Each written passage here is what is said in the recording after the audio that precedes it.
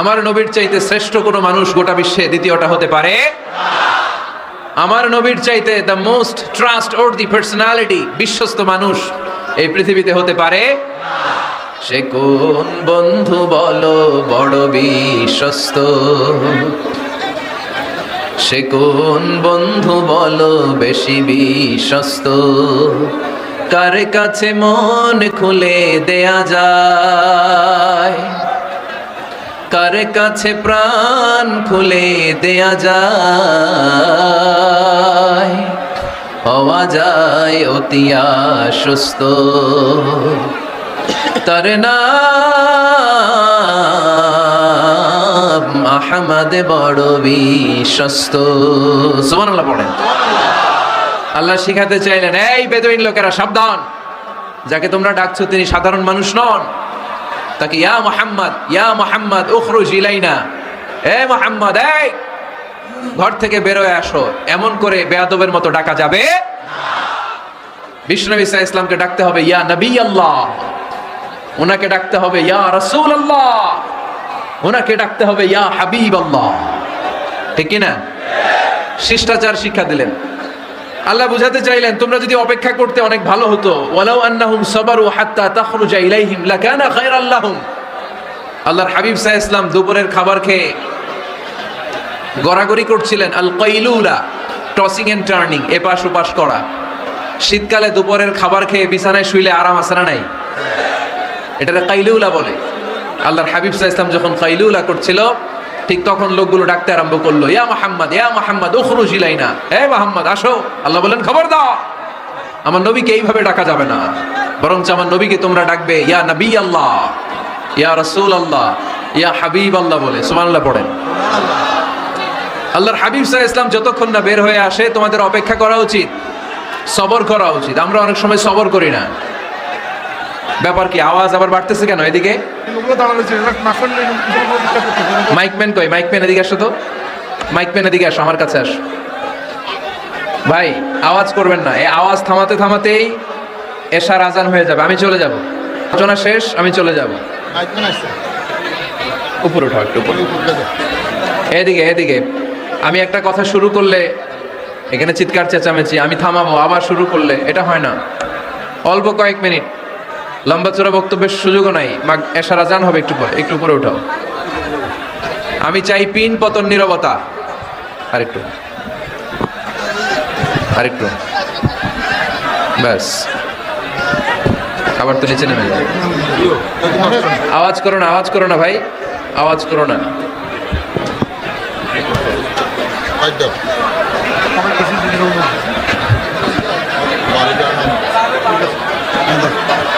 থামতে হবে, থামতে হবে। একজনও কথা বলবে না, একজনও না, নট এ সিঙ্গেল পারসন।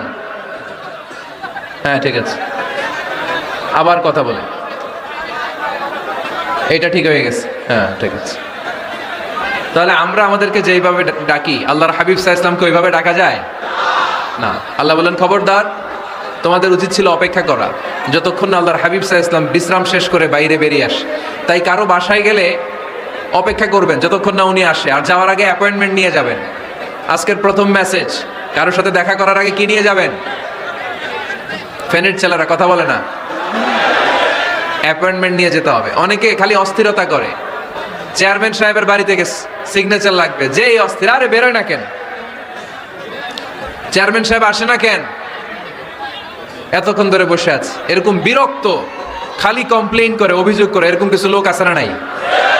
খেয়াল রাখবেন, যারা ব্যর্থ, জীবনে ব্যর্থ, তারা সবসময় শুধু কমপ্লেইন করে, অভিযোগ। মানুষের কাছে অভিযোগ, আল্লাহর কাছে অভিযোগ, আমার এইটা নাই, ওইটা নাই, আল্লাহ আমার এইটা দাও নাই, ওইটা দাও নাই। আর সফল ব্যক্তিরা কখনো অভিযোগ করে না, খালি শুকরিয়া করে। ঠিক কিনা? Now the decision is yours, you want to be successful or unsuccessful. আপনি সফল হতে চান না ব্যর্থ হতে চান? তাহলে সফল হলে সবসময় পড়তে হবে আলহামদুলিল্লাহ। কি পড়বেন? হুজুরের সাথে দেখা করতে গেছে, যে এই হুজুর আসে না কেন? কতক্ষণ ধরে বসে আছে। আরে হুজুরও মানুষ, হুজুরও অসুস্থ হয়, হুজুরেরও ফ্যামিলি আছে, হুজুরের ঘুমানো লাগে, হুজুর রোবট না। আমাদের যখন অ্যাপয়েন্টমেন্ট নেয় মেপে দেয়, হুজুর এই তো সহজ, আপনি এটা করে আসবেন, এরপরে হেলিকপ্টার রেডি, এরপরে ওইটাতে যাবেন, ওইখান থেকে হেলিকপ্টার রেডি। আমি রোবট। হুজুর কি রোবট? হুজুর তো মানুষ না। এগুলো করবেন না। ধৈর্য ধরতে শিখুন, একটু স্থির হন। স্টপ, অনেক হয়েছে। আর না, অস্থির জীবন আমরা চাই না। এই কোরআন আমাদেরকে অস্থির সময়ে স্বস্তির বাণী শোনায়, ঠিক কিনা? কিসের বাণী শোনায়? স্বস্তির বাণী। কোন সময়ে? অস্থির সময়ে স্বস্তির বাণী শোনায় কোরআন, ঠিক কিনা? এজন্য আজকের প্রথম মেসেজ হচ্ছে, কারো বাসায় গেলে পারমিশন নিতে হবে। দরজার সামনে যেয়ে আগে সালাম দিবেন 3 বার। কয়বার? অনুমতি চাইবেন, অনুমতি দিলে ঢুকবেন, অনুমতি না দিলে বের হয়ে চলে আসবেন। পারা যাবে? এজন্য রব্বুল আলামিন বলেন, ইয়া আইয়ুহাল্লাযীনা আমানু লা তাদখুলু বুয়ুতান গায়রা বুয়ুতিকুম হাত্তা তাস্তানিসু ওয়া তুসাল্লিমু আলা আহলিহা যালিকুম খায়রুল লাকুম লাআল্লাকুম তাযাক্কারুন। সুবহানাল্লাহ পড়েন। আল্লাহ ডেকে বললেন, ও ঈমানদারেরা শোনো শোনো, তোমরা যখন অন্য কারো বাড়িতে যাবে, খবরদার অনুমতি না নিয়ে, সালাম না দিয়ে ঘরে ঢুকে যেও না। দরজার সামনে দাঁড়িয়ে থাকো। দরজার সামনে দাঁড়িয়ে দাঁড়িয়ে 3 বার অনুমতি চাও, তারপরে সালাম দাও। অনুমতি দিলে ঢুকবা, নচেত চলে যাবা, ঠিক কিনা? এই আইনটা কার? ফেনীবাসী কি আইনটা মনে রাখতে পারবে? কারো বাসায় যাওয়ার আগে অ্যাপয়েন্টমেন্ট নিয়ে যাব, আর যে হুট করে দরজার ভিতরে ঢুকে যাব না, অপেক্ষা করব। You have to wait. তিনি আসতে বললে এরপরে ঢুকবো, মনে থাকবে? কারো ঘরে অনুমতি না নিয়ে ঢুকা কবিরা গুনাহ। কি গুনাহ? আমরা এগুলোর ইসলাম মনে করি না। আমরা ম্যানার জানি না, আমরা সোশ্যাল নর্মস জানি না। আমরা মনে করি নামাজ, রোজা, হজ, যাকাত, জিকির এগুলাই ইসলাম, ঠিক কিনা? ধরাবাঁধা ইসলাম হিন্দু ধর্মের মতো গদবাঁধা কোনো ধর্ম নয়। আমাদের মসজিদ এটা গির্জা, প্যাগোডা, সিনাগগ আর গুরুদুয়ারার মতো যে কোনো ইবাদতগাহ নয়। আমাদের মসজিদগুলো আমাদের সামাজিক ঐক্যের কেন্দ্রবিন্দু। আমাদের ইসলাম হচ্ছে আমাদের জীবন চালানোর মেথোডোলজি। কেমন করে এই লাইফটা সুন্দর হবে, স্মুথ হবে, তার সব নির্দেশনা কোরআনের ভেতরে আছে না নাই? এজন্য বিশ্বনবী বললেন, খবরদার কারো ঘরে যাওয়ার আগে সালাম দাও, পাশাপাশি অনুমতি চাও। এক সাহাবী দাঁড়িয়ে বললেন, ইয়া রাসূলুল্লাহ, ইয়া হাবিবাল্লাহ, আমার ঘরে আমরা কেবল 2 জন থাকি, 2টা ঘর। এক ঘরে থাকে আমার আম্মা, আরেক ঘরে থাকে আমি। আফাস্তাদিনু আলা উম্মি, আমি কি আমার মায়ের ঘরে ঢোকার আগে অনুমতি নেওয়া লাগবে নাকি? নবী, হ্যাঁ, 2টা রুম আমার ঘরে, এক রুমে আমি, আরেক রুমে আমার মা। আফাস্তাদিনু আলা উম্মি, আমার মায়ের ঘরে যাওয়ার আগে অনুমতি নেওয়া লাগবে। আনা খাদিমুহা, আমি তো তার খেদমত করি, মায়ের ঘরে যাইতে অনুমতি লাগবে। বিশ্বনবী বললেন, নাআম ইস্তাযিন আলাইহা, হ্যাঁ অবশ্যই মায়ের ঘরে ঢোকার আগে অনুমতি নিয়ে ঢুকবা। সুবহানাল্লাহ পড়বেন না? সাহাবী বললেন, ইয়া রাসূলুল্লাহ, তিনি তো আমার মা, অনুমতি লাগবে কেন? বিশ্বনবী বললেন, আতুহিব্বু আন তারাহা উরিয়ানাতান, ও সাহাবী, তুমি কি তোমার মাকে উলঙ্গ দেখতে পছন্দ করো নাকি? সাহাবী বললেন, না, কশিন কালেও নয়, আমি কখনো আমার মারে উলঙ্গ অবস্থায় দেখতে পছন্দ করব না। বিশ্বনবী বললেন, তাহলে অবশ্যই অনুমতি নিয়ে ঢুকবা। যদি মারে উলঙ্গ দেখতে মনে না চায় তাহলে ঢুকবা, কারণ ঘরের ভিতরে কে কখন কোন পরিস্থিতিতে থাকে তার কোনো হিসাব আছে? এজন্য সালাম দিবেন, নক করবেন, অনুমতি চাইবেন, তখন নিজেকে নিজে ভিতরে যারা আছে, মহিলা হোক পুরুষ হোক, সামলে নিবে, গুছিয়ে নিবে, তারপরে আপনাকে ঢুকার ব্যবস্থা করে দিবে, ঠিক কিনা? তাহলে মায়ের ঘরে ঢুকতে হলে যদি অনুমতি লাগে, তাহলে বোনের ঘরে ঢোকার আগে অনুমতির দরকার আছে না নাই? আমার পাশের ঘর হচ্ছে আমার ভাইয়ের ঘর, ভাইয়ের ঘরে ঢোকার আগে অনুমতির দরকার আছে না নাই? কাজিন, চাচাতো বোন, খালাতো বোন, চাচাতো ভাই, খালাতো ভাই, পাশের ঘরের ভাবি, পাশের বাড়ির মানুষ, এদের ঘরে ঢোকার আগে অনুমতির প্রয়োজন আছে না নাই? খবরদার, খবরদার, এটা কবিরা গুনাহ। This is my first message to the people of Feni tonight. আজ রাতে ফেনীবাসীদের কাছে আমার প্রথম মেসেজ হচ্ছে, কারো ঘরে যাওয়ার আগে অ্যাপয়েন্টমেন্ট নিয়ে যাব। কখন তার সাথে দেখা করব, আগে অ্যাপয়েন্টমেন্ট নিয়ে যাব, তারপরে যে দরজার বাইরে দাঁড়িয়ে পারমিশন চাইবো, মানে অনুমতি নিব, তারপরে সালাম দিব, এরপরে ঘরে ঢুকবো। পারা যাবে? ইনশাআল্লাহ পড়তে পারবেন না আওয়াজ করে? আজকে আলোচনার বিষয় হচ্ছে সূরাতুল হুজুরাত। সূরার নাম কি? হুজুরাত। এটা মাদানী সূরা। কি সূরা?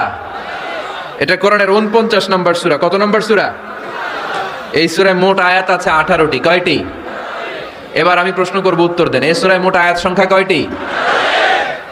18টি। এটি কোরআনের কততম সূরা? 49তম সূরা। আর সূরাটা মাক্কি সূরা। কি সূরা? মাদানী সূরা। এই সূরাটাকে বলা হয় সামাজিক রীতিনীতির সূরা।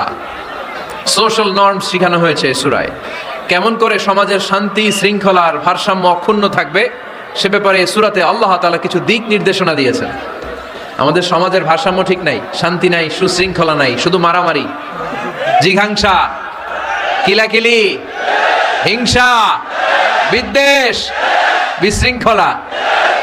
এই হিংসা, বিদ্বেষ, বিশৃঙ্খলা, মারামারির বিপরীতে সমাজের সাম্য, ভ্রাতৃত্ব, ভালোবাসা, সুশৃঙ্খলা আর ভারসাম্য কিভাবে অক্ষুণ্ণ রাখা যায় সেজন্য আল্লাহ তাআলা এই সূরার ভেতরে 10টা গাইডলাইন দিয়েছেন।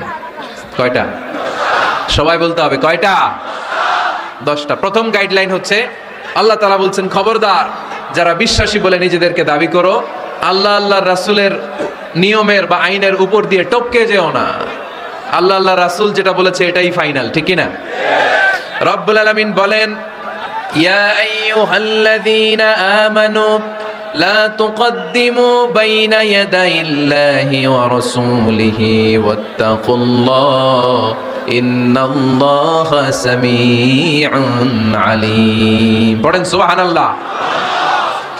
আল্লাহ বললেন, যারা বিশ্বাসী বলে দাবি করে, খবরদার আল্লাহর দেয়া বিধান আর আমার নবীর দেয়া বিধান, এই বিধানগুলাই ফাইনাল। এই ফাইনাল কথার পরে মুমিনের কোনো কথা থাকতে পারে? আল্লাহ যেটা বলেছে, আল্লাহ রাসূল যেটা বলেছে সেটাই ফাইনাল। আওয়াজ করে বলতে হবে, সেটা কি? এটা ফাইনাল। এরপর আর নতুন কোনো কথা নাই। যখনই বলা হবে আল্লাহ বলেছে, রাসূল বলেছে, আমরা বলবো আমান্না, সামি'না ওয়া আতা'না। আমরা শুনলাম, মানলাম, বিশ্বাস করলাম। আমাদের পক্ষ থেকে আর দ্বিতীয় কোনো কথা নাই, ঠিক কি না? এজন্য আল্লাহ বললেন, খবরদার আমি আর আমার রাসূল যেটা দিয়েছি সেটাই ফাইনাল। অতিরিক্ত বুঝতে যেও না, ওভার স্মার্ট সাজতে যেও না। আমি আল্লাহর দেয়া নবীর দেয়া বিধানের সামনে অ্যাডভান্স হতে যেও না, কারণ আমি আল্লাহ আর আমার রাসূল যেই নিয়ম দিয়েছি সেটাই ফাইনাল, সেটাতেই বরকত। কোন মুমিন বান্দাবান্দীদের কাছে যখন আল্লাহ আর আল্লাহ রাসূলের কথা বলা হয় তাদের কাছে এটাই ফাইনাল, ঠিক কি না? ওমা কানা লিমুমিনিন ওয়ালা মুমিনাতিন ইযা কাদাল্লাহু ওয়া রাসূলুহু আমরান আইয়াকুনা লাহুমুল খিয়ারাতু মিন আমরিহিম। মুমিন নরনারীর কাছে যখন বলা হবে এটা আল্লাহর কথা, আল্লাহ রাসূলের কথা, এটাই ফাইনাল। এরপরে মুমিনের আর নতুন কোনো চয়েস থাকতে পারে? আল্লাহ বলেছে 5 ওয়াক্ত সালাত জামাতের সাথে আদায় করো, এটাই ফাইনাল, ঠিক কি না? আল্লাহ বলেছেন, চুরি করলে চোরের হাত কেটে দাও। বিশ্বনবী জীবদ্দশায় চোরের হাত কেটে দেখিয়ে দিয়েছেন, চুরি করলে হাত কেটে দাও, এটাই ফাইনাল, ঠিক কি না? আল্লাহ নিয়ম জারি করেছেন, ও নারীরা পর্দা করে ঘর থেকে বের হও, এর উপরে কোনো কথা নাই, জোরে বলেন ঠিক কি না? আল্লাহ আইন করে দিয়েছেন রমাদানের 29 দিন কিংবা 30 দিন রোজা রাখবা, এটাই ফাইনাল, এরপরে কোনো কথা নাই, জোরে বলেন ঠিক কি না? যারা সম্পদশালী হয়েছো, বছরান্তে 2.5% যাকাত দিবা, বিধানটা কার? এটাই ফাইনাল, এরপরে কোনো কথা আছে? তার মানে আল্লাহ আল্লাহ রাসূল যেটা দিয়েছে এটাই ফাইনাল, এটাই সর্বোৎকৃষ্ট। এর চেয়ে উৎকৃষ্ট আর ভালো হতে পারে না, এটাই শ্রেষ্ঠ। এক সাহাবী বলল, আসুমুদ্দাহার, আমি সারা বছর রোজা রাখবো, রোজা ভাঙবো না। আরেক সাহাবী বলল, আ'তাজিলুন নিসা, আমি আমার বউয়ের কাছে যাব না, আজীবন বৈরাগ্য জীবন যাপন করব। আরেক সাহাবী বলল, উসল্লি লাইলা কুল্লাহ, সারা রাত তাহাজ্জুদ পড়ব, ঘুমাবো না। এই কথা শুনে বিশ্বনবী রেগে গেলেন। বিশ্বনবী বললেন, কে কে বলেছে এই কথা যে সারা বছর রোজা রাখবে, সারা রাত তাহাজ্জুদ পড়বে, স্ত্রীর কাছে যাবে না? ইন্নী আখশাকুম লিল্লাহি ওয়া আতকাকুম লাহু, নিশ্চয় আমি তোমাদের চাইতে আল্লাহকে বেশি ভয় করি। আমি বিশ্বনবী সবচেয়ে বড় মুত্তাকি, আমি বিশ্বনবী সবচেয়ে বড় বুজুর্গ, আমি বিশ্বনবী সবচেয়ে বড় আল্লাহওয়ালা। তো আমি এত বড় আল্লাহওয়ালা হয়ে আমি 11 জন স্ত্রী রেখেছি, আমি এত বড় আল্লাহওয়ালা হয়ে রাতে তাহাজ্জুদও পড়ি, আবার কিছু অংশ ঘুমাই, আমি এত বড় আল্লাহওয়ালা হয়ে বছরে কিছু সময় রোজা রাখি, মাঝে মাঝে রাখি না।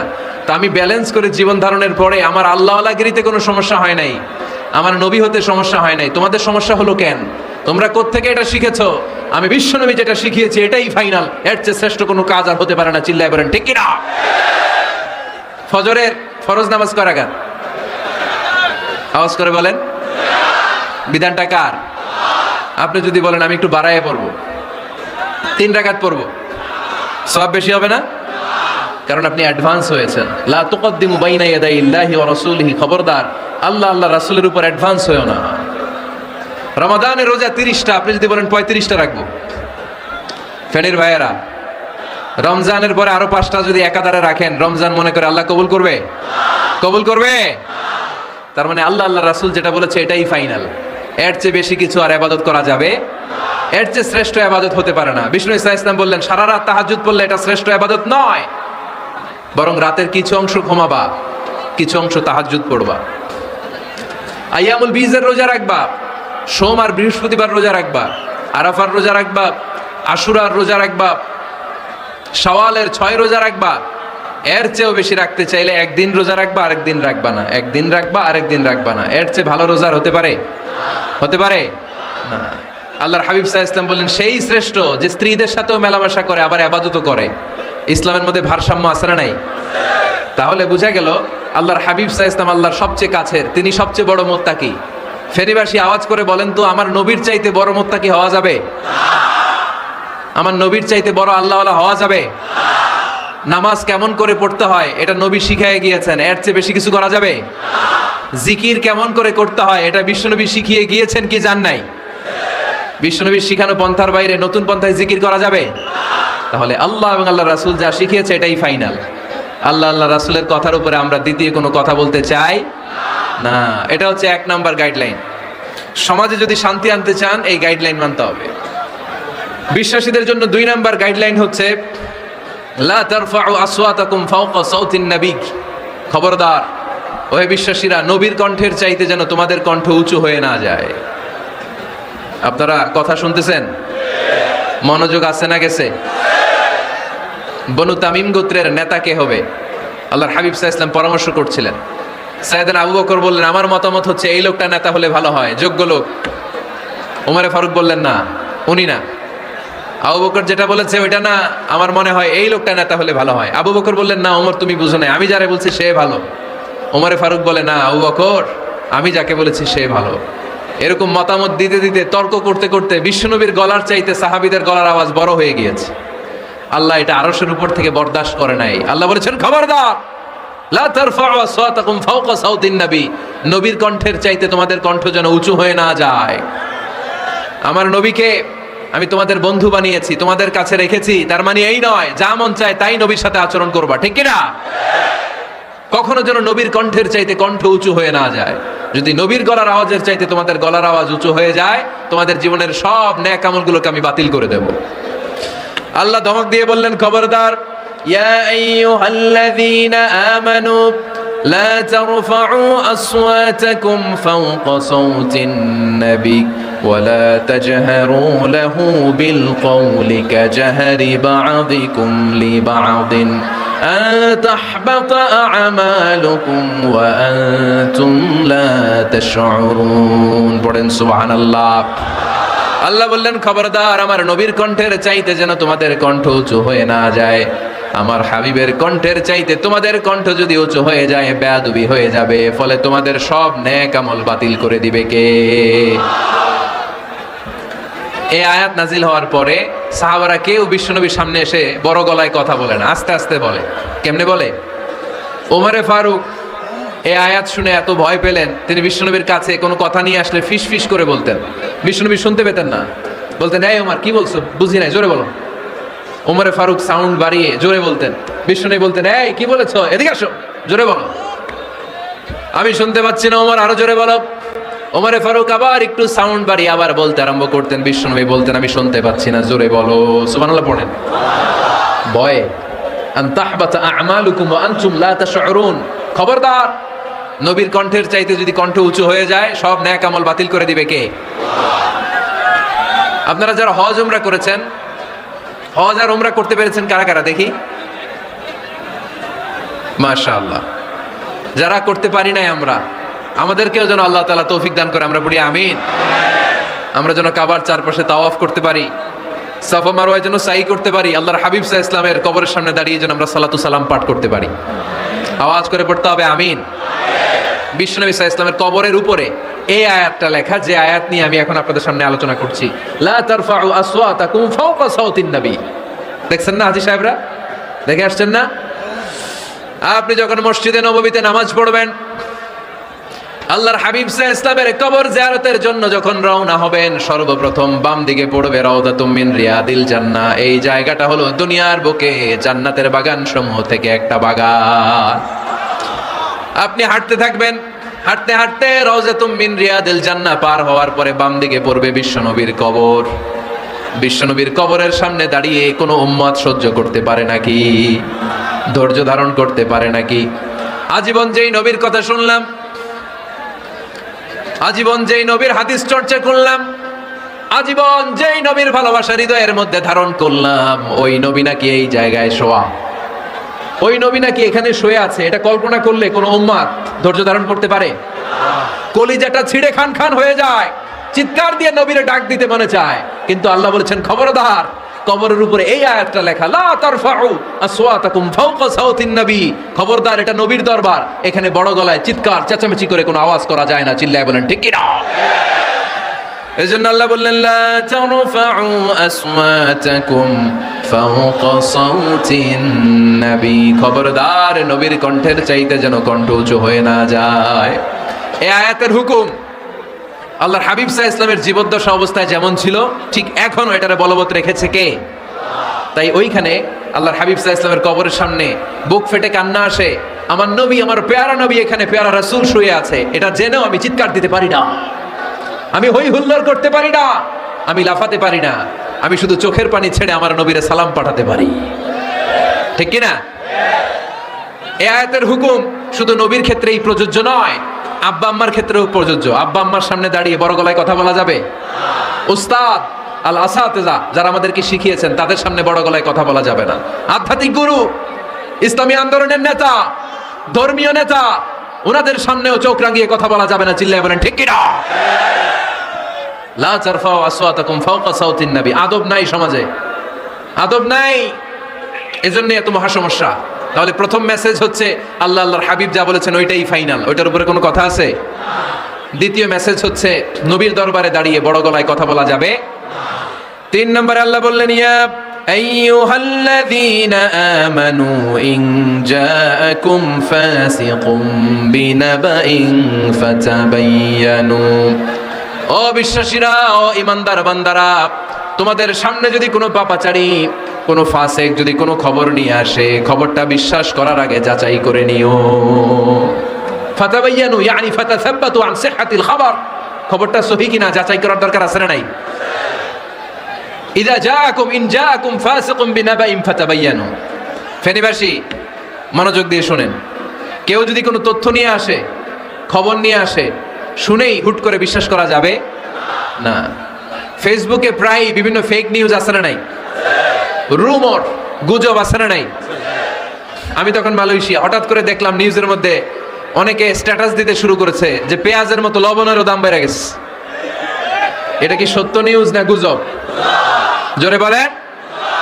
গুজব। আসলে কি লবণের দাম বাড়ছিল? বাড়ে নাই, কিন্তু না জেনেই অনেকে শেয়ার দিচ্ছে।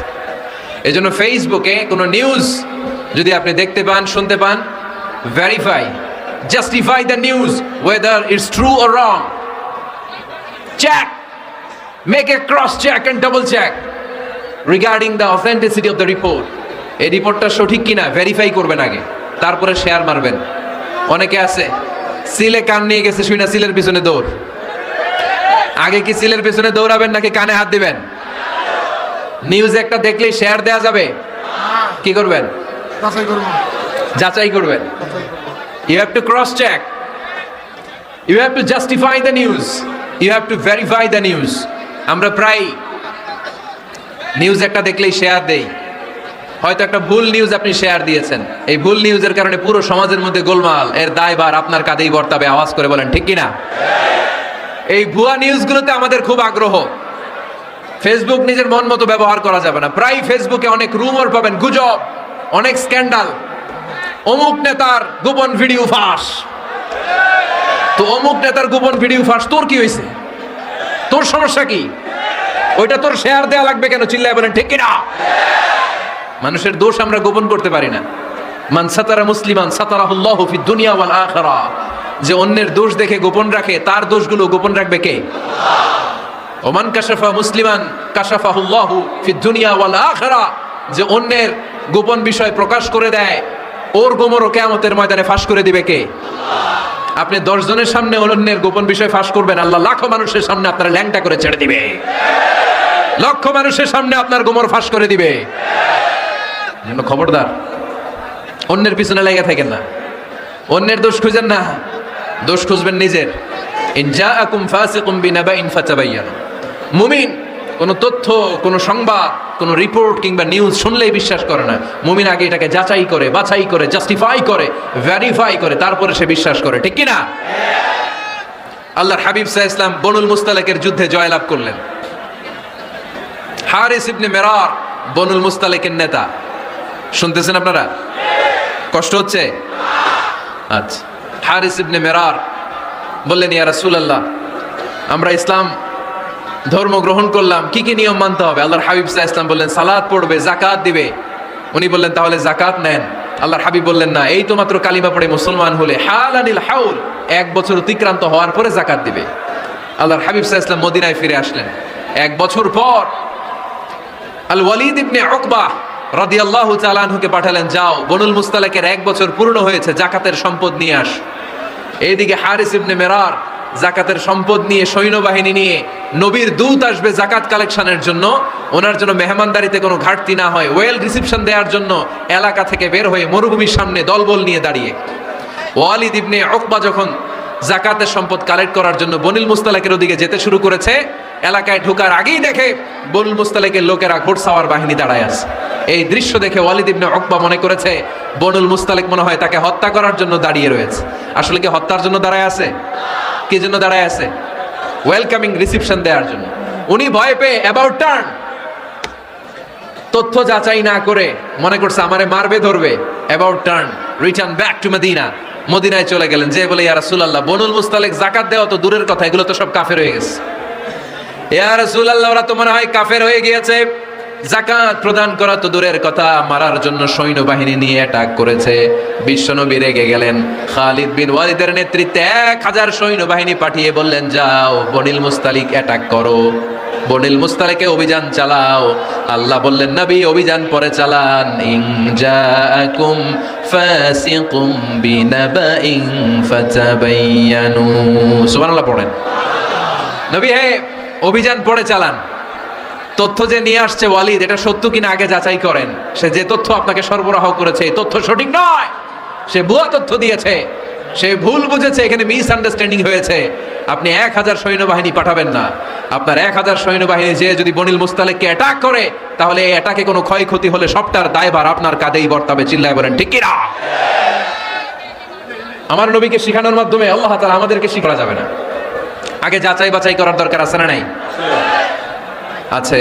আপনার বন্ধু এসে বললো, আরে দোস্ত তুমি এইখানে, ভাবিরে তো দেখলাম বাজারে আরেক লোকের সাথে ঘুরতেছে।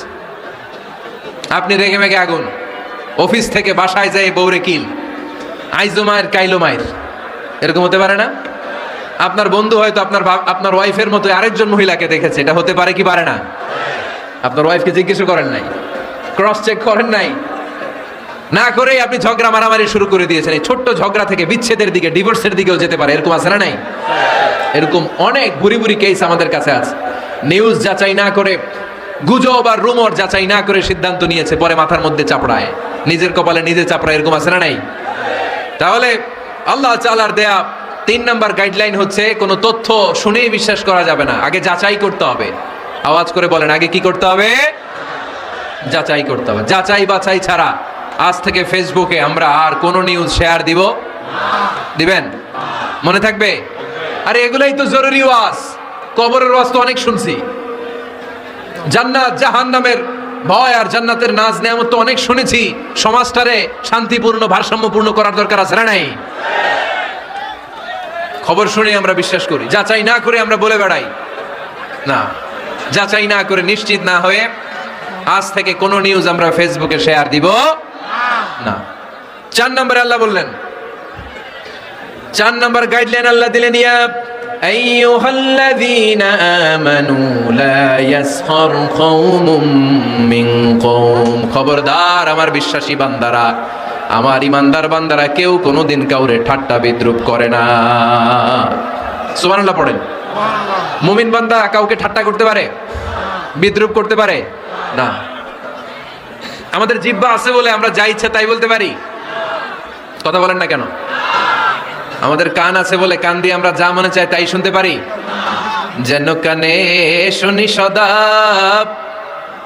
তোমার কালাম, এ খোদা চোখে যেন দেখি শুধু কোরআনের আয়াত, শোনো আমার মুনাজাত, শোনো শোনো ইয়া ইলাহি আমার মুনাজাত, শোনো আমার মুনাজাত। সবাই আওয়াজ করে পড়েন আমিন।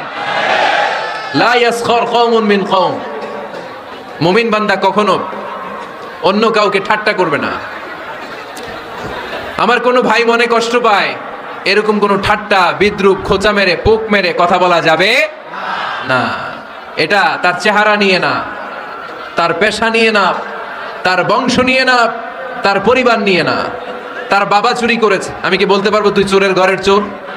বলে কি বলে না?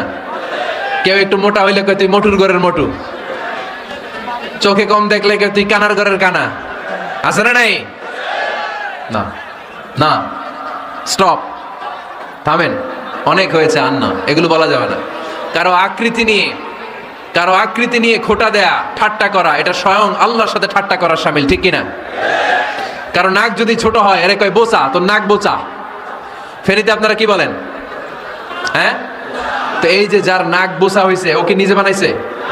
যার নাক খাড়া এটা বানাইছে কে? যে কালো বানাইছে কে? সাদা শুভ্র বানাইছে কে? তার মানে কারো আকৃতি নিয়ে যদি আপনি ঠাট্টা করেন, স্বয়ং আল্লাহর সাথে ঠাট্টা করলেন। কারণ কেউ কারো চেহারা বানানোর দায়িত্ব পায় নাই। মাতৃগর্ভে থাকতেই আমাদের চেহারার আকৃতিগুলো দান করেছে কে? হুয়াল্লাযী ইউসাউইরুকুম ফিল আরহামি কাইফা ইয়াশা, লা ইলাহা ইল্লা হুয়াল আজিজুল হাকীম। তিনি এমন সত্তা, তোমরা যখন তোমাদের মায়ের পেটের ভেতরে ছোট্ট একটা ভ্রূণ কণা ছিলা, তখনই তোমাদের চেহারার আকৃতি দিয়েছে কে? মায়ের পেটে থাকতেই কে ছেলে হবে, কে মেয়ে হবে, কে সুশ্রী হবে, কে শ্যামলা হবে, কার নাক লম্বা হবে, কারটা খাটো হবে, এগুলো ফিক্স করে রেখেছে কে? এজন্য কখনো কারো চেহারা, কারো আকৃতি নিয়ে ঠাট্টা বিদ্রূপ করা যাবে না। কারণ এই চেহারা আমরা বানাই নাই, বানাইছে কে? প্রত্যেককে যদি আল্লাহ তাআলা প্রত্যেকের নিজের চেহারা ডিজাইন দেওয়ার সুযোগ দিত, তাহলে আমরা আমাদের চেহারা কি এরকম বানাইতাম? কি করতাম? আপনাকে যদি আপনার চেহারা তৈরি করার ডিজাইন আল্লাহ দিত, যে তুমি যেমন মনে চাই নিজের চেহারাটার ডিজাইন দাও, কেমন বানাতেন নিজেকে? কথা বলেন, কয়েকজন বলেন না? হ্যাঁ, সবচাইতে সুন্দর করে আমি আমার অবয়বটাকে তৈরি করতাম। কোন নারীকে যদি তার চেহারার ডিজাইন তৈরি করার সুযোগ আল্লাহ দিতেন, সে নারী তাকে বিশ্ব সুন্দরী করে তৈরি করত, ঠিক কিনা?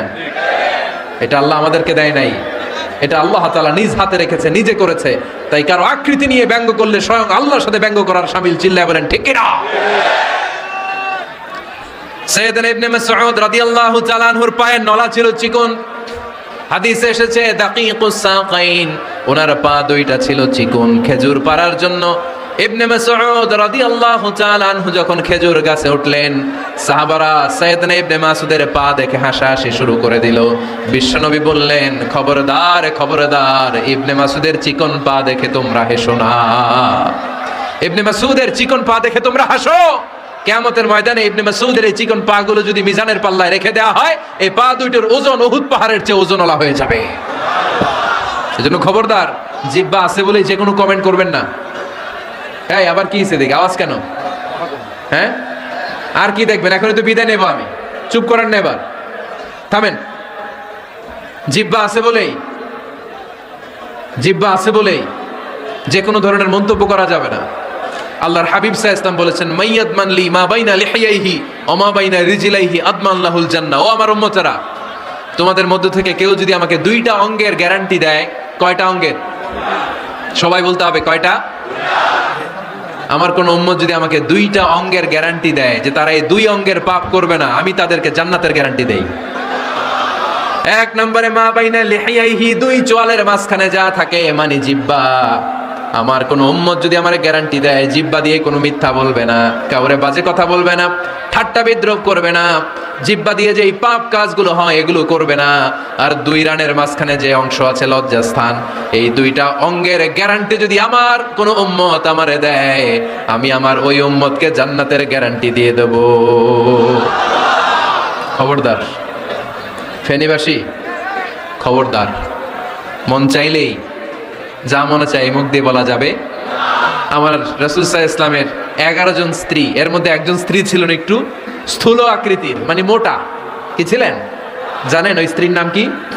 সফিয়া। কি নাম? সফিয়া বিনতে হুয়াই ইবনে আখতাব। উনি আল্লাহর হাবিব সাল্লাল্লাহু আলাইহি ইসলামের সব স্ত্রীদের মধ্যে থেকে একটু স্থূলকার ছিলেন, একটু ফেটি ছিলেন, মোটা ছিলেন। আম্মা জান আয়েশা একবার ওনার প্রতি রেগে আল্লাহ রাসূল সাল্লাল্লাহু আলাইহি ইসলামের কাছে বিচার দিলেন যে আপনার মুটি বউ, মুটকি বউ। আল্লাহর হাবিব সাল্লাল্লাহু আলাইহি ইসলাম এই কথা শুনে রেগে গেলেন। আয়েশা, এটা তুমি কি বললা? তুমি সফিয়ারে মুটি বলে গালি দিলা। লাকাদ কুলতিলা কালিমাতান লাউ মুসিজাতু লা মাসাজাতিল বাহর। আয়েশা, তুমি এমন একটা কথা সফিয়ার শানে বলেছো, এই কথাটাকে যদি সাগরের মধ্যে ঢেলে দেওয়া হয়, এই কথাটার তিক্ততা আর পঙ্কিলতা পুরো সাগরের নীল পানিকে মুহূর্তে কালো করে দিবে। এজন্য খবরদার, জিহ্বা সামলান। সাহাবারা রাদিয়াল্লাহু তাআলা আনহু আজমাইন, ওনারা জিহ্বা ধরে মাঝে মাঝে জিহ্বার মধ্যে বাড়ি দিতেন আর কাঁদতেন আর বলতেন, জিহ্বা তোর কারণে কিয়ামতের দিন আমরা আল্লাহর কাছে ধরা খেয়ে যাব। মুমিন চাইলেই এই মুখ দিয়ে যা মনে চায় বলতে পারে। তাহলে 4 নাম্বার গাইডলাইন হচ্ছে লা ইয়াসখার কওমুন মিন কওম, কোন বিশ্বাসী বান্দা কখনো অন্য বিশ্বাসী বান্দাকে ঠাট্টা বিদ্রূপ করতে পারবে না। 5 নম্বরে আল্লাহ বললেন ওয়ালা তালমিজু আনফুসাকুম, খবরদার অন্যের দোষ খুঁজবা না। ও আমার বিশ্বাসী বান্দারা, নিজের দোষ খোঁজো, অন্যের দোষ খোঁজো না। দেখেন সমাজটারে শান্তিপূর্ণ বানানোর জন্য আল্লাহর পক্ষ থেকে কি সুন্দর মোরাল এন্ড এথিক্যাল ইনস্ট্রাকশনস, কি চমৎকার গাইডলাইন। অন্যকে ঠাট্টা করো না। ওয়ালা তালমিজু আনফুসাকুম, নেভার ডিফেম ইচ আদার, একে অপরের দোষ খোঁজো না, নিজের দোষ খোঁজো। কার দোষ খুঁজবেন? আরো জোরে বলতে হবে, কার দোষ খুঁজবেন? অন্যের দোষ খোঁজা যাবে? কিছু লোক আছে দেখবেন সারা দিন চায়ের দোকানে বসে এই বাড়িতে এই সমস্যা, ওই বাড়িতে এই সমস্যা, ওই বাড়িতে এই সমস্যা, তোর বাড়িতে কি সমস্যা? কিছু লোক আছে এই হুজুরের এইটা খারাপ, এই হুজুরের ওইটা ভালো না, এইটা খারাপ, এইটা সমস্যা, এটা সমস্যা, তোর কি সমস্যা? তোর সমস্যা তুই খুঁজে বের কর, নিজের সমস্যা খুঁজে বের কর। যে নিজে নিজের সমালোচনা করতে পারে সেই সর্বাপেক্ষা বুদ্ধিমান। এজন্য খবরদার আমার কলিজার টুকরা যুবক ভাইয়েরা, কখনো কাউকে ব্যঙ্গ করে, বিদ্রূপ করে, ছোট করে কোনো মন্তব্য করা যাবে না। কখনো অন্যের দোষ খোঁজা যাবে না। দোষ আমরা খুঁজবো, নিজের দোষ, ঠিক কিনা? দোষ আমরা খুঁজবো, কার দোষ? চিল্লায় বলতে হবে, কার দোষ? নিজের দোষ খুঁজতে হবে। যারা নিচু মনের মানুষ, এরা মানুষের দোষ নিয়ে কথা বলে। Small people talk about people, average people talk about things and stories, and great people talk about ideas. যারা নিচু মনের মানুষ, এরা মানুষের দোষ নিয়ে কথা বলে। যারা মাঝারি ধরনের মানুষ, এরা এলাকার ঘটনা বিভিন্ন বিষয় নিয়ে কথা বলে। আর যারা বড় মনের মানুষ, এরা আইডিয়া নিয়ে কথা বলে। তারা তাদের আইডিয়াকে কাজে লাগিয়ে সমাজটারে পাল্টে দিতে চায়। যুগ জামানা পাল্টে দিতে চাই না অনেকজন, এক মানুষই আনতে পারে জাতির জাগরণ। এক মানুষই বিপদকালে বাঁচায় কাফেলায়, ক্ষুদ্র ডিঙ্গি বাঁচায় জাহাজ অসীম দরিয়ায়। এজন্য নিজেকে শুধরাতে হবে। ওয়ালা তালমিজু আনফুসাকুম, অন্যের দোষ খোঁজো না, নিজের দোষ খোঁজো। তাহলে ফেনীবাসীরা, এই হোক আমাদের স্লোগান, আমরা নিজেদের দোষ খুঁজবো বেশি, অন্য কারো দোষ কখনো খুঁজবো না। আপনি নিজে ঠিক হয়ে যান, দুনিয়া এমনি ঠিক হয়ে যাবে। নিজে ঠিক তো দুনিয়া ঠিক। নিজেকে শুধরান। অন্যের দোষ দেখে তো আমার লাভ নাই। ও কি করছে এটা ও জবাব দিবে, আমি কি করেছি আল্লাহর সুপ্রিম কোর্টের কাঠ গড়ায় সেদিন আমাকে জবাব দিতে হবে। চিল্লায় বলো ঠিক কিনা? এজন্য অন্যের দোষ যেন আমরা না খুঁজি, নিজেকে যেন পরিবর্তন করি। পরিবর্তন করতে রাজি আছি তো সবাই? পরিবর্তনের অগ্রনায়ক হতে রাজি আছি তো সবাই? সিদ্ধান্ত নিতে হবে, শক্ত সিদ্ধান্ত। দাঁড়াতে হবে, সৈনিকের মতো দাঁড়াতে হবে, ঠিক কি না? আধারে ভয় পেও না, আলো আছে আড়ালে, অন্ধকার পালিয়ে যাবে তুমি উঠে দাঁড়ালে।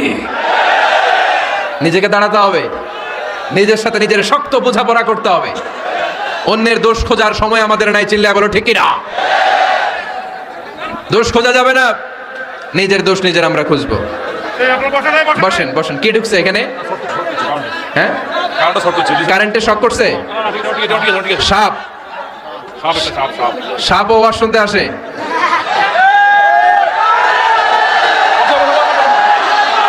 মাশাআল্লাহ। এইখানে এখানে শ্রোতা হিসেবে আছে বীর মুজাহিদ, মেরে ফেলছে এটারে। ঠিক আছে ঠিক আছে ঠিক আছে, বসেন।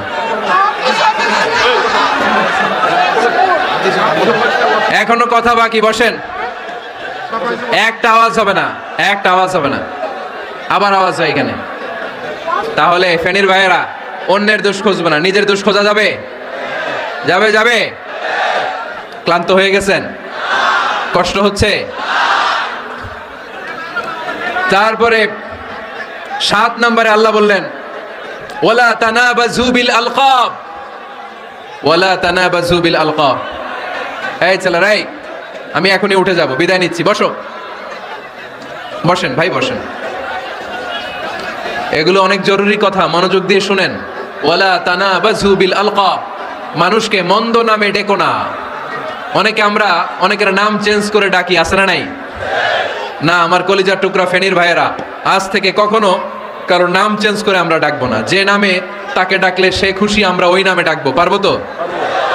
কারণ প্রত্যেকের নামটা প্রত্যেকের কাছে বড্ড দামি, প্রত্যেকের নামটা প্রত্যেকের কাছে বড্ড প্রিয়। আপনার নাম কি?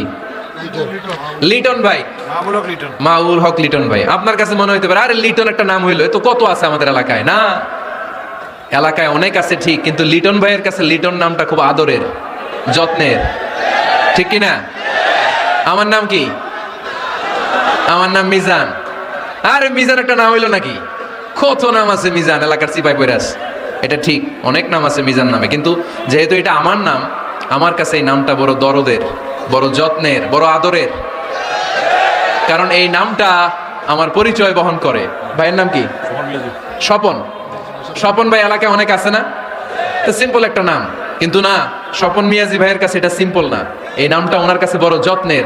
মানুষ তার নাম খুব পছন্দ করে নিজের নামের, কারণ দেখবেন কাগজ আর কলম পাইলে সবাই নিজের নাম লেখে, খালি নিজের নামের সিগনেচার দেয়, আছে না নাই?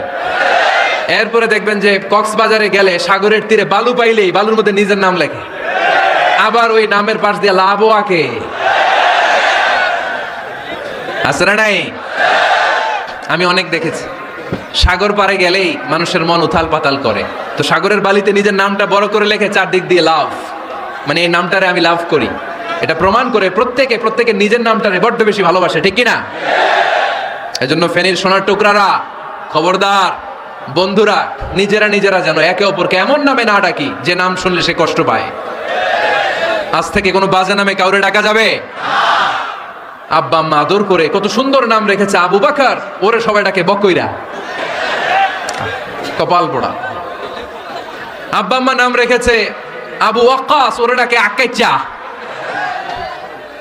কত সুন্দর নাম, আমার আল্লাহর নামের সাথে মিলিয়ে আব্দুল কুদ্দুস নাম রেখেছে, ওরে ডাকে কুদ্দুচা, আছে না নাই? কবিরা গুনাহ করেছেন আপনি, কবিরা গুনাহ। It's not a simple deal, এটা সাধারণ কোনো ব্যাপার না, এগুলো সবগুলা কবিরা গুনাহ। কোনোদিন কাউকে ঠাট্টা বিদ্রুপ করে কিছু বলবো না, কখনো অন্যের দোষ খুঁজবো না, কারো নাম বিকৃত করে কোনোদিন কারো মনে কষ্ট দিব না, ঠিক কি না? এরপর 8 নম্বরে আল্লাহ বললেন ইয়া আইয়ুহাল্লাযীনা আমানু ইজতানিবু কাসীরাম মিনায-যন্নি ইন্না বা'দায-যন্নি ইসম। অবিশ্বাসীরা খবরদার, অনুমান আন্দাজ নির্ভর কোনো কথা বলবে না, যেটা বলবে নিশ্চিত হয়ে বলবে। কার কথা?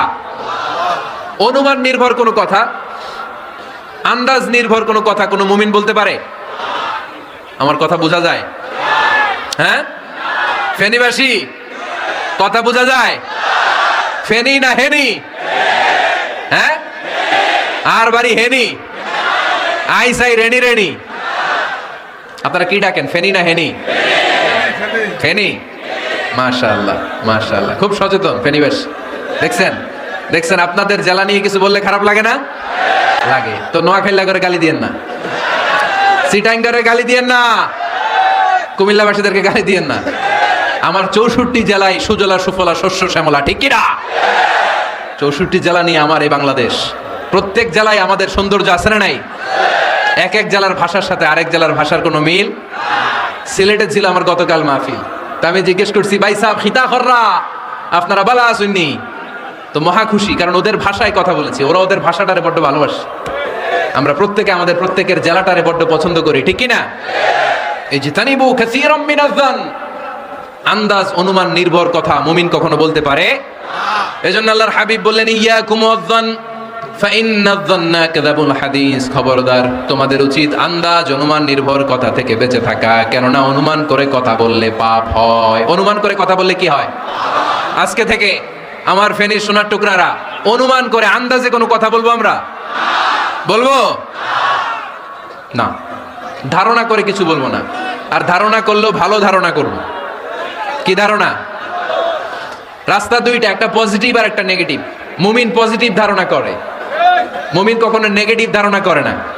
তাহলে কোন দিকে যাব, পজিটিভ না নেগেটিভ? আওয়াজ করে, পজিটিভ না নেগেটিভ? যারা মুনাফিক এরা ইয়াত্তাবিউনা ইল্লা যান ওয়া ইন্না যান্না লা ইউগনি মিনাল হাক্কি শাইআ। যারা মুনাফিক এরা আন্দাজ অনুমান নির্ভর মানুষের ব্যাপারে কথা বলে, আর আন্দাজ অনুমান কখনো সত্যের বিকল্প হতে পারে না। আন্দাজ অনুমান কখনো সত্যের বিকল্প হতে পারে? এজন্য দৃষ্টিভঙ্গি বদলান, জীবনকে বদলায় দিবে কে? আমরা কখনো কোনো নেগেটিভ কথা বলবো না, অলওয়েজ পজিটিভ। অলওয়েজ কি? এই যে আমার হাতে কি দেখা যায়? পানির বোতল, তাই না? এখানে অর্ধেক পানি ভরাস। কাউকে যদি প্রশ্ন করি, ভাই কি দেখতে পাচ্ছেন, একদল বলবে এখানে অর্ধেক বোতল খালি দেখা যায়। উত্তরটা সঠিক, আসলে বোতলের অর্ধেক খালি। আবার এদিকে আরেকজনকে বললাম, ভাই এখানে কি দেখা যায়? বলবে হুজুর বোতলের অর্ধেক পানি ভরা। এটাও সঠিক উত্তর। প্রথমটা ছিল নেগেটিভ উত্তর, দ্বিতীয়টা পজিটিভ উত্তর, ঠিক কি না? যারা সবসময় নেগেটিভ চিন্তা করে এরা খালি জায়গাটা দেখছে যে পানি নাই, আর যারা সবসময় পজিটিভ চিন্তা করে এরা পানি যে ভর্তি অর্ধেক ওইটা দেখছে।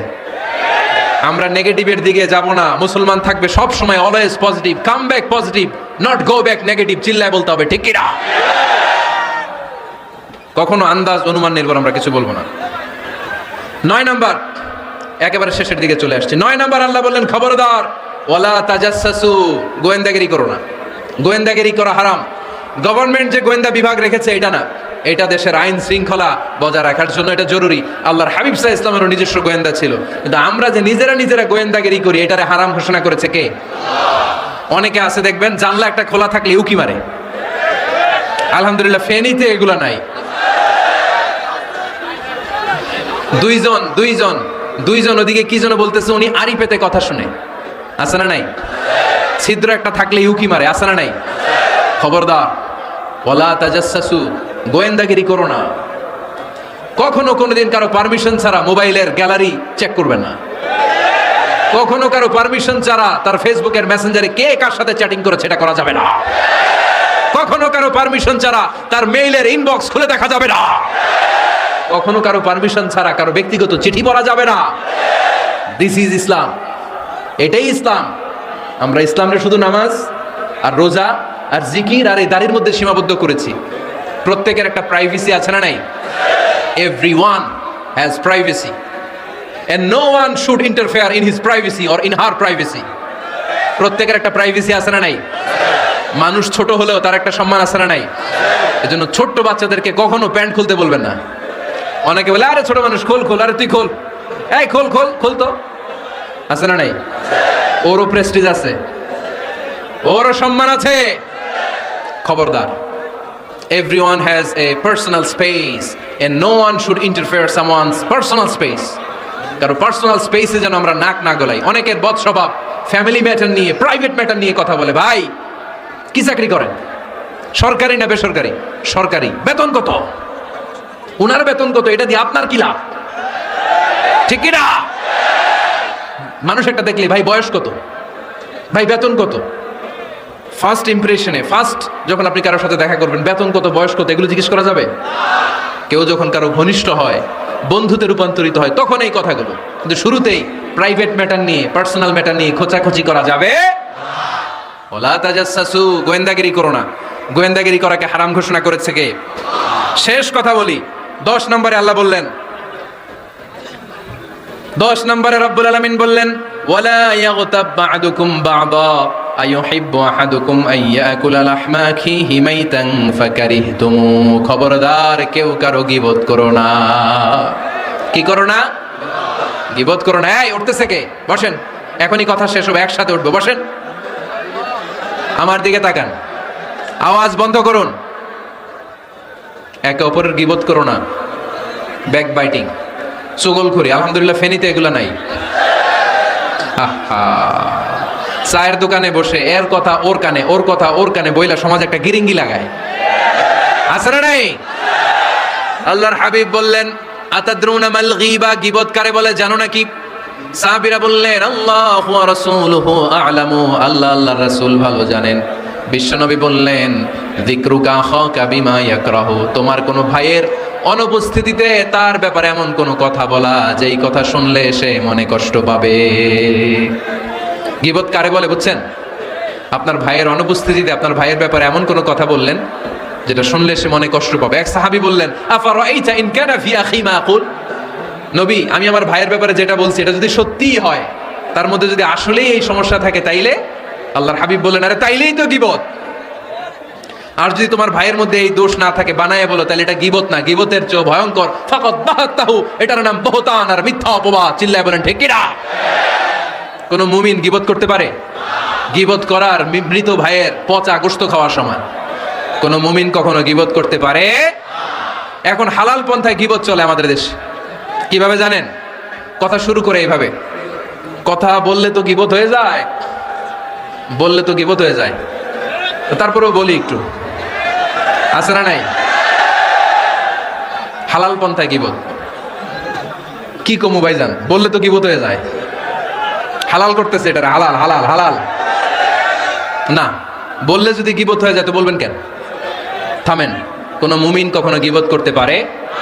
মেরাজের রাতে আল্লাহর হাবিব সাল্লাল্লাহু আলাইহি ওয়াসাল্লাম দেখলেন কিছু লোক, লাহুম আযফারুম মিন নুহাস, তামার আগুন দিয়ে নখ বানানো, নখর ধারালো, ইয়াখদাশুনা বিহি উজুহাহুম ওয়া সুদুরাহুম, তারা তাদের নখ দিয়ে জাহান্নামে নিজের গালের গোশতগুলো, বুকের গোশতগুলো ছিঁড়ে ছিঁড়ে খাচ্ছে, আর তাদের ব্যথা যন্ত্রণা দেখে পুরো জাহান্নামের অন্য লোকরা থারথার করে কাঁপছে। আল্লাহর হাবিব বললেন, ইয়া জিবরিল মানহুম মান হাউলা, এরা কারা? সাইয়েদনা জিবরিল বললেন, হুম আহলুল গীবাতি মিন উম্মতিক, এরা আপনার উম্মতের মধ্যে চায়ের দোকানে বসে বসে যারা গীবত করেছিল তারা। এজন্য কোন মুমিন গীবত করতে পারবে না। অন্যের গীবত আমরা করব না, দোষ খুঁজলে নিজের দোষ খুঁজবো। এই 10টা গাইডলাইন এই ফেনী জেলায় যদি কালকে থেকে ইমপ্লিমেন্ট হয়, আপনাদের কি মনে হয় ফেনীর কোনো এলাকাতে, কোনো থানাতে মারামারি, বিশৃঙ্খলা এগুলো থাকবে? থাকবে? সব শেষে আল্লাহ তাআলা আমাদেরকে ঐক্যবদ্ধ হওয়ার কথা বললেন। আল্লাহ 5 বার বিশ্বাসীদেরকে ডাক দিলেন, 6ষ্ঠবারে আল্লাহ দুনিয়ার সবাইরে ডাক দিলেন, আস্তিক নাস্তিক হিন্দু বৌদ্ধ এদেরকে ডেকে আল্লাহ শেষ করলেন। শেষ কথা শুনতে মনে চায়? এতক্ষণ আল্লাহ বলছি ইয়া আইয়ুহাল্লাযীনা আমানু, এর মানে কি? ওহে ঈমানদারগণ। এবার আল্লাহ ডাক দিছে ইয়া আইয়ুহান নাস। এবার আল্লাহ কি বলে ডাক দিছে? আওয়াজ করে বলতে হবে, কি বলে? এবার আল্লাহ বললেন, ইয়া আইয়ুহান নাস ইন্না খালাকনাকুম মিন যাকারিন ওয়া উনসা ওয়া জাআলনাকুম শুউবান ওয়া ক্বাবাইলা লিতাআরাফু ইন্না আকরামাকুম ইনদাল্লাহি আতকাকুম। পড়েন সুবহানাল্লাহ। আল্লাহ ডেকে বললেন, ইন্না খালাকনাকুম মিন যাকারিন ওয়া উনসা, ও বিশ্বাসীরা, এটা বলে ডাকে নাই, ও মানব সকল, নিশ্চয় আমি তোমাদেরকে এক নারী আর এক পুরুষ থেকে তৈরি করেছি। ওই পুরুষের নাম কি? ফেনীবাসী আওয়াজ করে বলেন, আদম আলাইহিস সালাম। আর ওই নারীটার নাম কি? এই 2 জন থেকে গোটা পৃথিবী। তার মানে আসলে আমরা সব এক। আসলে কি? সব এক। নাস্তিকও আমার ভাই, হিন্দুও আমার ভাই, বৌদ্ধ খ্রিস্টানটাও আমার ভাই। ভ্রাতৃত্ব 3 ধরনের। একটা হচ্ছে মায়ের পেটের ভাই, এটাকে আরবিতে বলে আল উখুয়া আন-নাসাবিয়্যা, মায়ের পেটের ভাই, উনি আমার মায়ের পেটের ভাই। আরেকটা আছে আল উখুয়া দ্বীনিয়া, দ্বীনি ভাই। এই যে আমরা সবাই এখানে একে অপরের কি ভাই? দ্বীনি ভাই। 3 নম্বরে হচ্ছে আল উখুয়া আল ইনসানিয়া, মানবতার দিক থেকে ভাই। সে দৃষ্টিকোণ থেকে হিন্দু আমার ভাই, বৌদ্ধ আমার ভাই, কারণ সেও মানুষ আমিও মানুষ।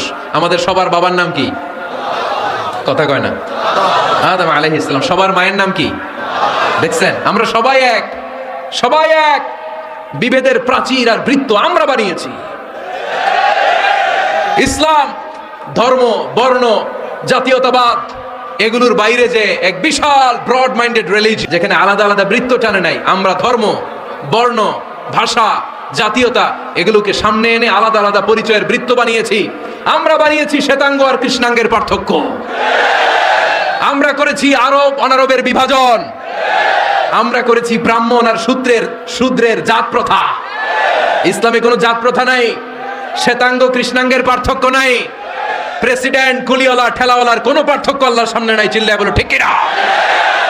যার প্রমাণ, প্রেসিডেন্ট যখন নামাজে দাঁড়ায় তার পাশে রিকশাওয়ালাও নামাজে দাঁড়ায়, তার পাশে শিক্ষকও নামাজে দাঁড়ায়, তার পাশে ব্যবসায়ী ভাই নামাজে দাঁড়ায়, তার পাশে ছোট্ট ছেলেটাও নামাজে দাঁড়ায়। আল্লাহর সামনে গোটা সব বিশ্বের মানুষগুলোরে এক কাতারে দাঁড় করিয়ে দিয়েছে কে? কোনো পার্থক্য নাই। এই পার্থক্য, বিভেদের প্রাচীর আমরা ভেঙেছি। এই বিভেদের প্রাচীরকে ভেঙে গুড়িয়ে দিতে হবে। আমরা মানুষকে মানুষ হিসেবে কনসিডার করি না। দেখলেই বলি কোন দল করেন, দেখলেই বলি কোন পীরের মুরিদ, দেখলেই বলি কোন দল করেন। না না, সবার আগে পরিচয় হচ্ছে আমরা সবাই মানুষ। বাবার নাম আদম, মায়ের নাম হাওয়া। আর আমাদের মধ্যে সবচেয়ে বড় পরিচয় হচ্ছে আমরা মুসলিম। এখানে আমি মুসলিম ছাড়া আর কাউকে দেখতে পাচ্ছি না। সব মুসলিম। আমার কাছে পীরের মুরিদ নাই, তাবলিগের ভাই নাই, জামাত ইসলাম নাই, শাসনতন্ত্র নাই, ঐক্যজোট নাই, বিএনপি নাই, আওয়ামী লীগ নাই, কিচ্ছু নাই। আমি বুঝি মুসলমান। আমরা একে অপরের মুসলমান বলে কনসিডার করতে চাই না তো, খালি পিস পিস করি, টুকরা টুকরা করে দেশটারে শেষ করে দিলাম। আমাদের প্রভু কয়জন? নবী কয়জন? কোরআন কয়টা? কিন্তু আমাদের মধ্যে বিভাজন। আমরা কি বিভাজন চাই নাকি ঐক্য চাই? আমাদের প্রভু এক, এক নবীর উম্মত, জীবন বিধানে কৈশি বাণী কোরআন। তবে কেন এক নও হে মুসলমান? এক হও, এক হও করিয়া আহ্বান। পড়েন আমিন। বাইতুল্লাহ এক, মদিনা শরীফ এক, ওহদ পাহাড় এক, বদরের মাঠ এক। ঠিক না? একটা তো জীবন আর মরণ যে একেটাই, একে সাথে মিলে মিশে একেটাই প্রাণ। তবে কেন এক নও হে মুসলমান? একে হও, এক হও করিয়া আহ্বান। পড়েন আমিন। বিভেদের প্রাচীর আর দেয়ালকে ভেঙে দেওয়ার জন্য এই যুবক ছেলেগুলাই যথেষ্ট। ঠিক কিনা? আমার বাংলাদেশকে মাদক মুক্ত করার জন্য, ইফটিজিং মুক্ত করার জন্য, সুদ মুক্ত করার জন্য, যৌতুক মুক্ত করার জন্য আমার ফেনীর কলিজার টুকরা যুবকেরাই যথেষ্ট।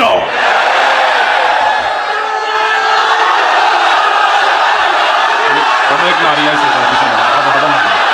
একজন হিন্দু মুসলমানের অনেক নারী আছে ভালো পিছনে।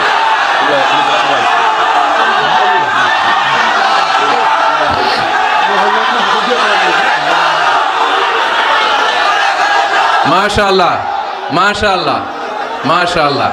আমরা আসলে বিভেদের প্রাচীর তৈরি করতে চাই না। ঐক্যের কথা শুনলে আমরা, আমাদের সবচেয়ে বড় পরিচয় মুসলিম, এটা শুনলেই আপনাদের মধ্যে যে উচ্ছ্বাস আর উদ্দীপনা, এটাই প্রমাণ করে ভেদাভেদ কখনো জনগণ চায় না।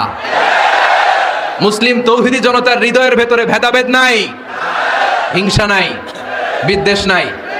আমাদের আসল পুঁজি ভালোবাসা। আমাদের আসল পুঁজি কি? এই ভালোবাসা দিয়ে আমরা বিশ্ব জয় করতে চাই। ঠিক কি না? পারা যাবে মুসলমান?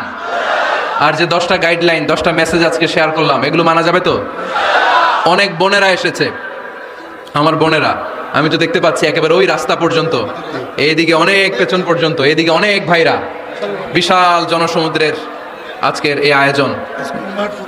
স্কুল মাঠ পুরোটাতে মহিলারা বসেছে। নারীদের জন্য একটাই কথা, 5 ওয়াক্ত সালাত জামাতের সাথে পড়বেন, রমাদানের রোজা রাখবেন, নিজের লজ্জাস্থানের হেফাজত করবেন, স্বামীর আনুগত্য করবেন। এই 4টা কাজ কোনো নারী করলে ওই নারীর জন্য 8টা জান্নাতের দরজা খুলে দিবে কে? আমাদের বোনগুলোকে আল্লাহ তুমি কবুল করো।